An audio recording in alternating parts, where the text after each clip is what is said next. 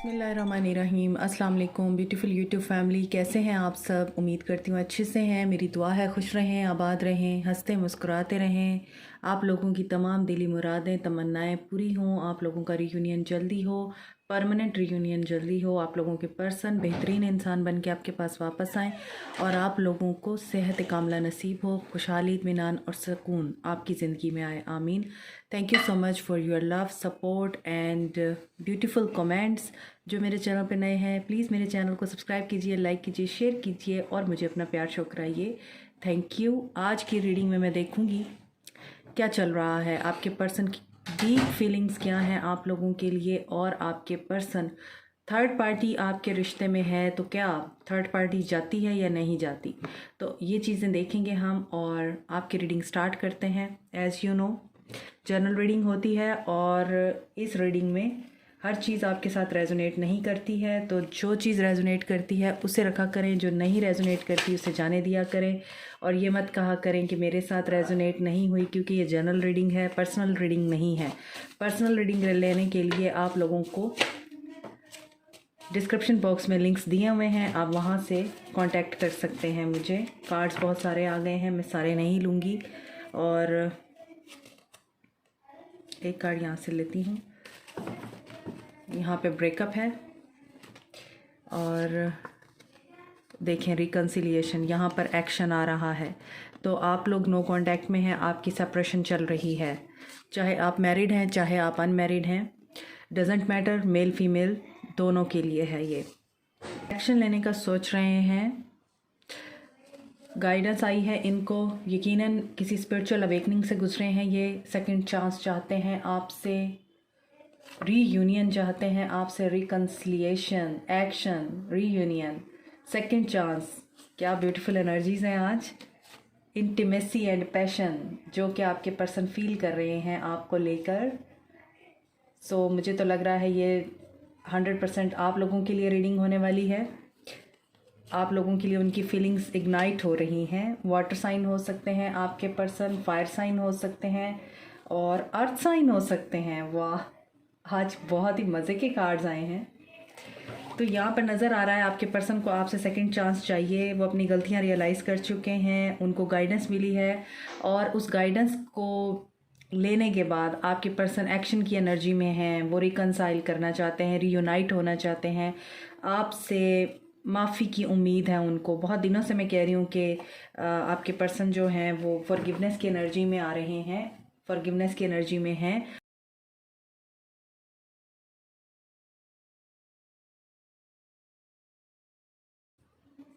Accountability, बहुत ही खूबसूरत cards आए हैं।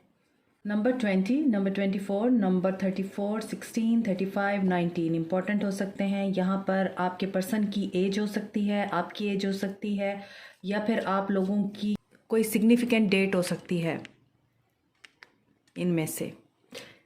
और यहाँ पर ये भी फील हो रहा है कि 2, 6, 7, 8 एंड 10 ये नंबर इम्पॉर्टेंट हो सकते हैं आप लोगों के लिए। तो ओवरऑल अगर मैं एनर्जी देखूं आपके पर्सन की, आपके पर्सन इस वक्त अपने लाइफ में जिस भी सिचुएशन में स्टक है, आपके पर्सन अपनी लाइफ में जिस भी माहौल में है, जिस भी सिनेरियो में है, वहाँ पर वो थक चुके हैं, हार चुके हैं, एनफ हो चुका है उनके लिए। और उनको लगता है ये एक ऐसा साइकिल है जो ख़त्म होने का नाम नहीं लेता। नेवर एंडिंग स्टोरी है उनकी ज़िंदगी में। बार बार वो नई शुरुआत करते हैं, बार बार वो ज़ीरो पे आके खड़े हो जाते हैं। बिगनिंग होती है, एंडिंग होती है, और यही साइकिल है जो इनकी ज़िंदगी में बार बार चल रहा है। और इस साइकिल में इनको कोई रिज़ल्ट नहीं मिल रहा है। तो यहाँ पर इनका एक तो पर्सपेक्टिव चेंज हो रहा है। ये एक ही वक्त में बहुत सारे रोल प्ले कर रहे हैं। आपके पर्सन मैरिड हो सकते हैं, इनकी फैमिली हो सकती है, बच्चे हो सकते हैं साथ में, और या फिर आपके पर्सन एक अकेले ही वारिस हैं अपनी फैमिली के, जो कि बहुत ज़्यादा रिस्पॉन्सिबिलिटीज़ के अंडर हैं और इनके ऊपर इतनी जिम्मेदारियां हैं कि ये अपने बारे में भी नहीं सोच सकते। या फिर ऐसा लगता है कि आपके पर्सन जो हैं वो काफ़ी एजिड हैं और एजिड होने के नाते वो काफ़ी सारे रोल्स निभा रहे हैं। वाइस वर्सा ये फीमेल के लिए भी हो सकता है। तो यहाँ पे लग रहा है कि वो ये रोल्स निभाते निभाते थक गए हैं।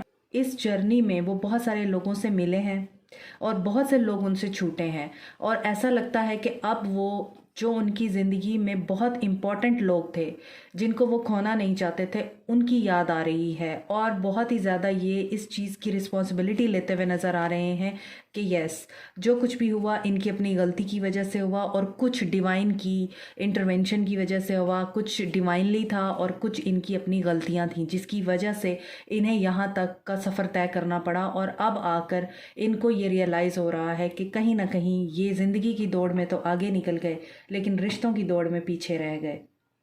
तो देखते हैं, इन्हें क्लैरिफाई करते हैं आपके पर्सन किस एनर्जी में है। एनफ का कार्ड क्यों है यहाँ, क्या चीज़ है, एनफ क्यों है यहाँ। क्वीन ऑफ सोर्ड्स, इनकी मदर या फिर इनकी लाइफ में मदर इन लॉ हो सकती हैं ये, जो डोमिनेट करती हैं इनको, और आपके पर्सन अब एनफ पोजीशन पे आ चुके हैं। और इनकी विश है कि ये इस कंट्रोल को ख़त्म कर सकें, इस कंट्रोल से बाहर आ सकें। ये कोई स्ट्रैटेजी अपना रहे हैं, ये कोई प्लानिंग कर रहे हैं, कोई टेक्निक यूज़ करके इस एनर्जी से बाहर आना चाहते हैं, अपनी मदर से बात करना चाहते हैं, अपनी मदर को बताना चाहते हैं, या ऐसी कंट्रोलिंग पर्सन है इनकी लाइफ में जिनसे ये कन्फ्रंट करना चाहते हैं। ये इनको बताना चाहते हैं कि अब बहुत हो गया है, मुझे मेरी ज़िंदगी जीने दें, मैं अब बड़ा हो गया हूँ, मुझे मेरी मर्ज़ी के मुताबिक, मेरे रूल्स के मुताबिक अपनी लाइफ को गुजारने दें। तो ऐसा लग रहा है कि ये काफ़ी ज़्यादा प्लानिंग की एनर्जी में है, काफ़ी शार्प इनका माइंड इस वक्त चल रहा है। ये कन्फ्लिक्ट और डोमिनेशन से तंग आए हुए हैं। एम्पेटाइट का कार्ड क्यों है, high priestess, hanged man, nine of swords. देखिए, इनकी ज़िंदगी में थर्ड पार्टी सिचुएशन है आपके पर्सन की लाइफ में। अब ये थर्ड पार्टी बहुत ज़्यादा मैनिपुलेटिव है, बहुत ज़्यादा कंट्रोलिंग है। ये थर्ड पार्टी बहुत ही ज़्यादा समझदार है, और इस थर्ड पार्टी को पता है कि आपके पर्सन को कैसे काबू में रखना है, अपने वश में कैसे करना है। और ये थर्ड पार्टी अपने सारे हरबे इस्तेमाल करती है आपके पर्सन को ये रियलाइज़ कराने में कि तुम कुछ भी नहीं हो, you are nothing without me. ये थर्ड पार्टी आपके पर्सन को ये रियलाइज़ कराती है। तो यहाँ पे थर्ड पार्टी हो सकता है कोई पर्सन हो, या फिर इनकी अपनी मदर ही हो, जो ये उनको एहसास दिलाती हैं कि तुम मेरे बगैर कुछ भी नहीं हो, तुम्हारी हर चीज़, तुम्हारा हर काम मेरे बगैर चल ही नहीं सकता है। तो शुरू से लेके अब तक मैं ही तुम्हें हैंडल करती आई हूँ, मैं ही तुम्हारे सारे काम करती आई हूँ, मैं ही तुम्हें मशवरे देती आई हूँ, मैं ही तुम्हें बताती आई हूँ क्या ठीक है क्या गलत है। मैंने ही तुम्हारे लिए लड़की चुनी है, मैंने ही तुम्हारी ज़िंदगी के फ़ैसले किए हैं, तो आगे भी मैं ही करूँगी। और आपके पर्सन इस सिचुएशन में इतने स्टक हैं कि उनको अपना आप खाली महसूस होता है। उनको ये लगता है कि ये इस एनर्जी से बाहर ही नहीं आ पाएंगे। ये जितनी भी चालें चल लेते हैं, ये जितना भी अपने आप को इस सिचुएशन से फ्री करने की कोशिश करते हैं, ये फिर उस सिचुएशन में स्टक हो जाते हैं। तो जिस डोर से हम लोग एग्ज़िट होते हैं, उसी डोर से एंट्रेंस भी होती है। तो ये इस तरह की चीज़ें सोच रहे हैं, और बहुत ज़्यादा ये परेशान भी हैं, इल हैं, ये बीमार भी हैं, और इन्हें रेस्ट की ज़रूरत है, और इनकी रातें नाइट मेयर हैं। सर्कल क्यों है,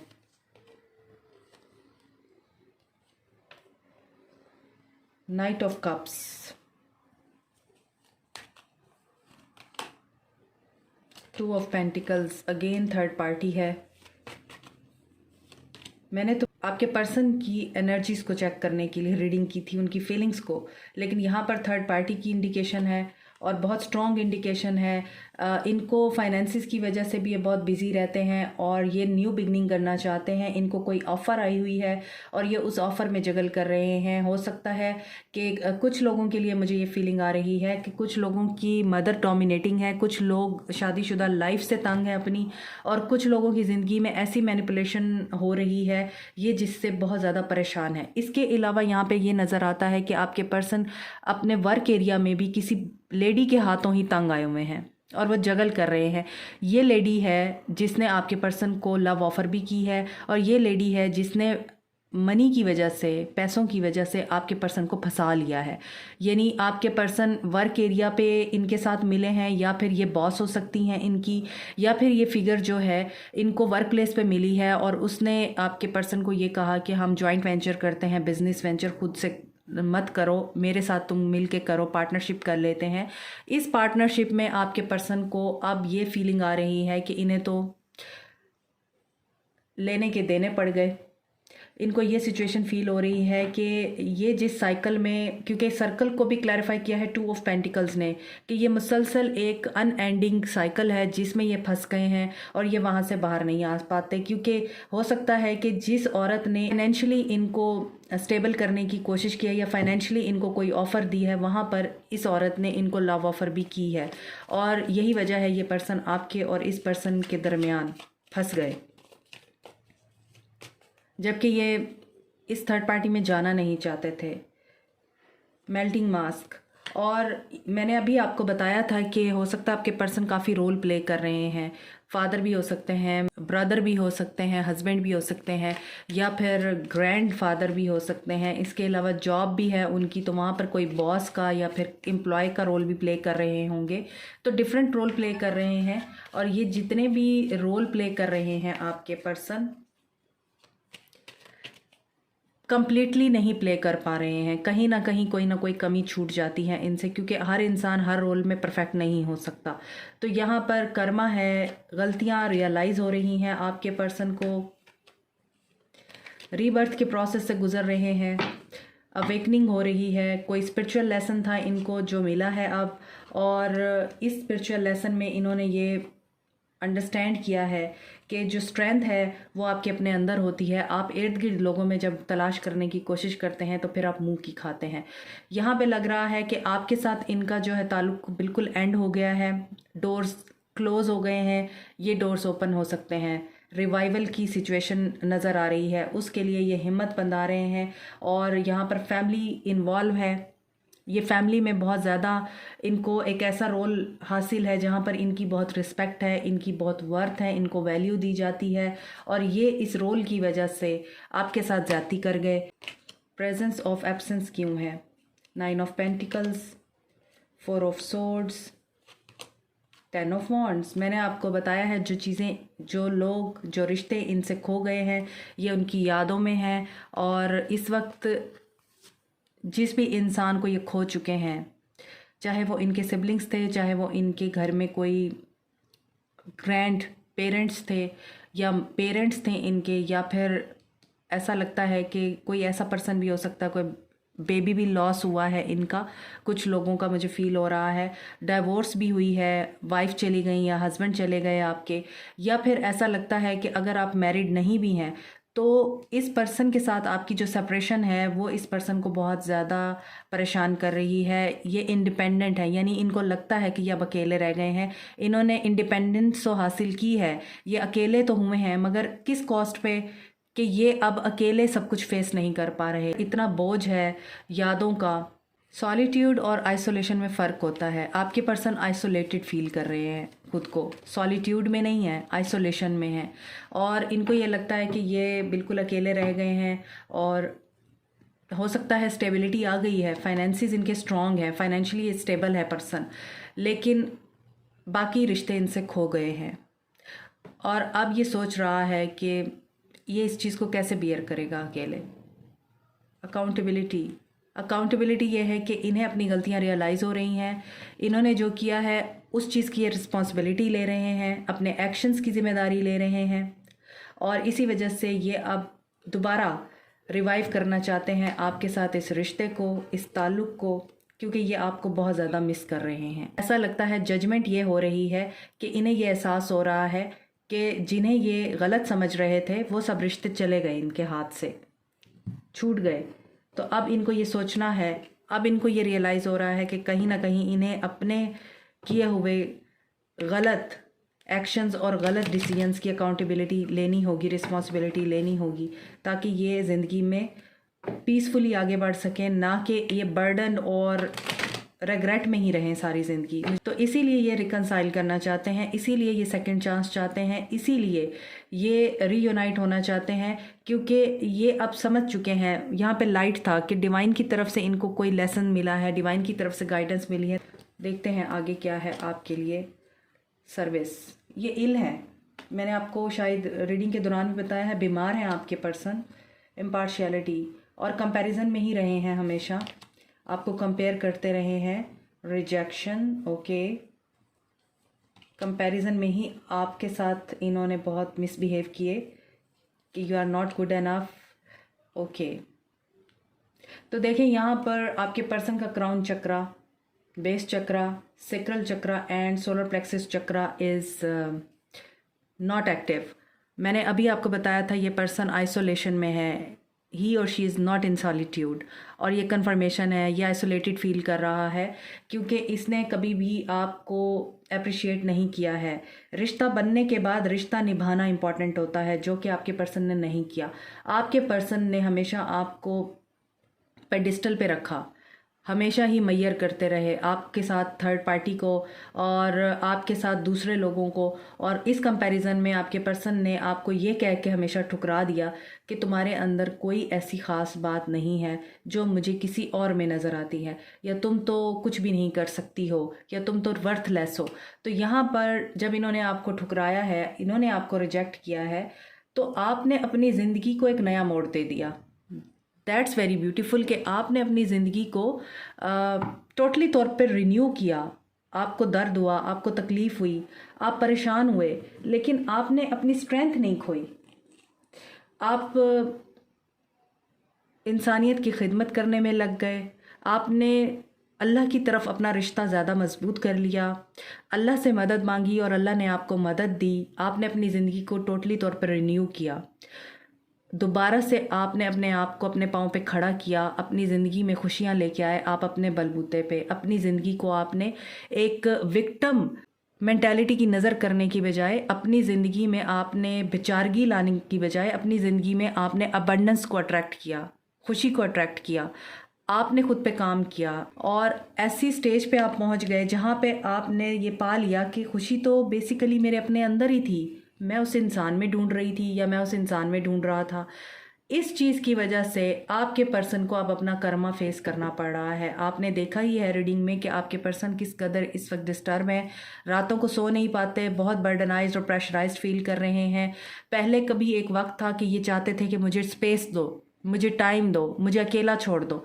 जब आपने उनको अकेला छोड़ दिया तो अब उनको ये फ़ील हो रहा है कि नहीं, मैं उसके साथ ही ठीक था, मैं रिश्तों के साथ ही ठीक था, मुझे स्पेस नहीं चाहिए थी, मुझे तो वही रिश्ते चाहिए थे।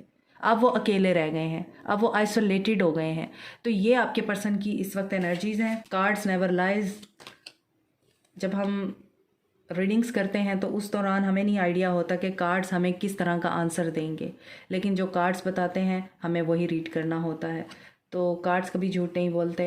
अनरिक्वाइटेड लव, अब उनको ये लगता है, पहले आपको ये रियलाइजेशन होती थी कि भाई मैंने इस रिश्ते में 100% दे दिया, मैंने इस रिश्ते को अपना सब कुछ ही दे दिया, अपना खून तक पिला दिया इस रिश्ते को, लेकिन ये रिश्ता कभी भी मेरे लिए वर्दी साबित नहीं हुआ। और आपने मूव ऑन किया, आप रिन्यूअल की तरफ चल पड़े, आप न्यू बिगनिंग की तरफ चल पड़े। आपने, जैसे होता है ना कि आप टूटे हुई चीज़ों से दोबारा से नई चीज़ें बनाते हैं, रिसाइकिल करते हैं, खुद को आपने रिसाइकिल किया है। और अब आपके पर्सन को लगता है कि मैं किस मुंह से जाऊं उसकी तरफ, मैं किस मुंह से अप्रोच करूं उसको, और इसीलिए ये हेल्प भी ले रहे हैं, किसी इंसान से गाइडेंस भी ले रहे हैं। दोस्त हो सकते हैं जिनसे ये मदद ले रहे हैं कि मुझे बताओ मैं क्या करूं। तो यहाँ पर ऐसा लग रहा है, इनको ये फील होता है कि आप अब इनको नहीं चाहते, आप इनको अपनी ज़िंदगी में एक्सेप्ट नहीं करेंगे।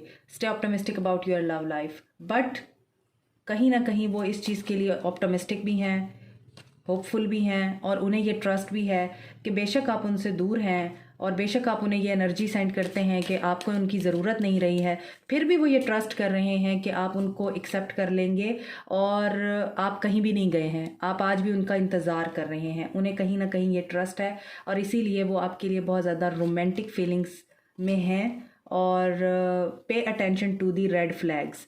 तो यहाँ पर अनरिक्वाइटेड लव है और यहाँ pay attention to the red flags है। इन चीज़ों को आपने जांचने के बाद आपने इस रिश्ते में रहने की बजाय इस रिश्ते से वॉक अवे किया है, और आपने वॉक अवे करने के बाद अपने आप को दोबारा से बनाया है, अपने आप को दोबारा से आपने स्टेबल किया है।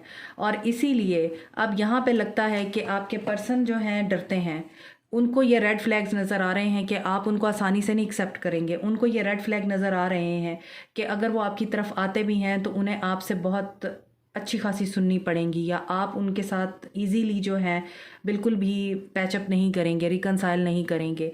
देयर इज़ समथिंग जो कि आप दोनों के बीच में रिजॉल्व नहीं हुई है अभी तक, तो उस वजह से आपके पर्सन थोड़ा सा डरते हैं। साइंस जो है ना उनको ये क्वेश्चन कर रहे हैं कि तुम अगर उसकी तरफ जाना भी चाहते हो तो पहले अपनी रेजोल्यूशन तैयार कर लो ताकि तुम उसको सेटिस्फाई कर सको।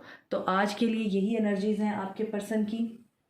कमेंट सेक्शन में आपने मुझे फीडबैक ज़रूर देना है, मुझे बताना है कि आज की रीडिंग आपको कैसी लगी है, रेजोनेट की है या नहीं की। This is it for you. Allah bless you all. Like, share, subscribe, comment, press the notification button, bell icon also. Thank you so much. Take care. Bye.